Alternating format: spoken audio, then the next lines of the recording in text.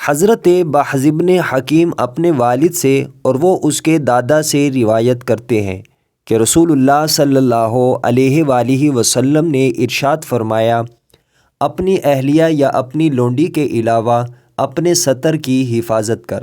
میں نے عرض کیا، اے اللہ کے رسول صلی اللہ علیہ وآلہ وسلم، مجھے بتائیں کہ جب آدمی تنہائی میں ہو پھر بھی؟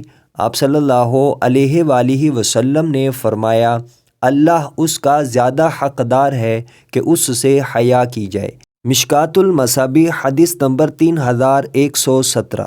حضرت عمر رضی اللہ عنہ نبی پاک صلی اللہ علیہ وآلہ وسلم سے روایت کرتے ہیں کہ آپ صلی اللہ علیہ وآلہ وسلم نے ارشاد فرمایا، جب کوئی آدمی کسی اجنبی عورت کے ساتھ علیحدگی میں ہوتا ہے تو ان دونوں کا تیسرا شیطان ہوتا ہے۔ مشکوٰۃ المصابیح حدیث نمبر 3118۔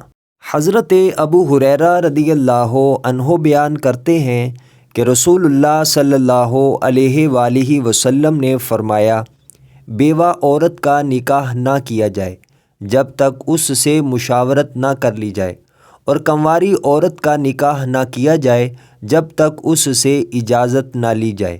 صحابہ کرام نے عرض کیا، اے اللہ کے رسول صلی اللہ علیہ وآلہ وسلم، اور اس کی اجازت کس طرح ہے؟ آپ صلی اللہ علیہ وآلہ وسلم نے ارشاد فرمایا، اس کا خاموش رہنا اجازت ہے۔ مشکوٰۃ المصابیح حدیث نمبر 3126۔